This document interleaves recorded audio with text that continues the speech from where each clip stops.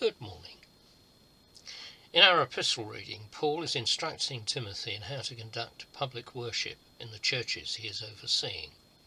I urge you then, he says, first of all, that petitions, prayers, intercession and thanksgiving be made for all people, for kings and all those in authority, that we may live peaceful and quiet lives in all godliness and holiness.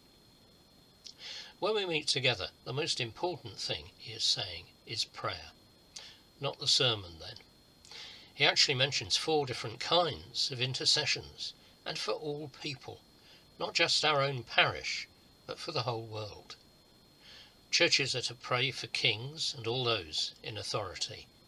In the period when Paul was writing, many of the Roman emperors, Nero, for example, and many Roman governors persecuted Christians, so this is all the more remarkable. One reason Paul gives for urging Christians to pray for state leaders is so that we may lead a quiet and peaceable life in all godliness and dignity. He explains his reason why. This is good and pleases God our Saviour, who wants all people to be saved and to come to a knowledge of the truth. It's as though he is saying that the Roman Empire, however appalling the Emperor Nero and some other emperors were, provided peace, roads and sea lanes for the good news to be spread. How much more should we be praying for our own Christian kings and their ministers? The history of the monarchy in this country is intertwined with the history of Christianity. Our monarchy, as it happens, grew up side by side with the Christian faith. It was the Church, 1500 years ago, that banged the heads of the warring Anglo-Saxon kings together and created the Kingdom of England. The Queen's passing then has a special significance for the Church of England. Over the past few days, the Queen's personal promise to serve her country has been mentioned. Perhaps surprisingly, King Charles made the same personal promise in his first speech as king. When our kings and queens are crowned at Westminster Abbey, they have to take the coronation oath. The Archbishop of Canterbury asked the monarch, "Will you to your power cause law and justice in mercy to be executed in all your judgments?" And he or she answers, "The things which I have here before promised, I will perform and keep, so help me God." This dates right back to the Dark Ages, when the Saxon kings were very good at whacking people, but not so good at serving them, providing justice and protecting the church. In other words, kings could be tyrants, so the coronation oath was designed to make kings behave. Kings who tried to become tyrants, like King John for example, were challenged for breaking his coronation oath. His son, Henry III, was challenged on the same grounds, and was forced by the barons to call parliaments, which flourished and became Parliament as we have it today. So the story of our kings and queens is also intertwined with the development of our democracy. Elizabeth II, in making her personal promise to serve, in effect added a new layer to this ancient coronation oath.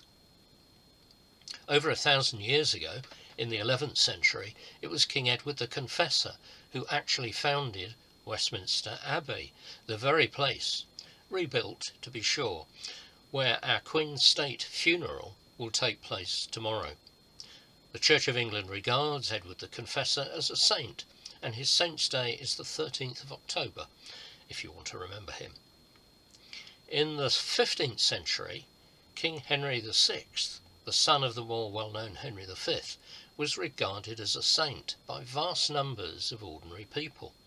He was never regarded as a saint by the Pope, but many more people visited his shrine than that of any other saint in England, and long after his death as well, rather like the lines of people visiting Westminster Hall over the past few days.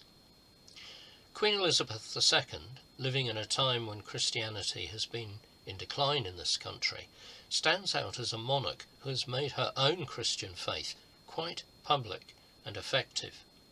So how can we follow her example and make our own faith public and effective. In our Gospel reading today, the parable of the dishonest steward, Jesus seems to be presenting a very odd idea of how to behave.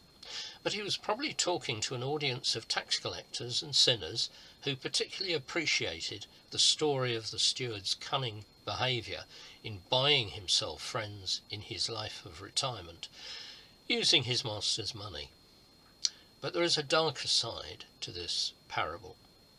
The steward was faced, rightly or wrongly, with dismissal.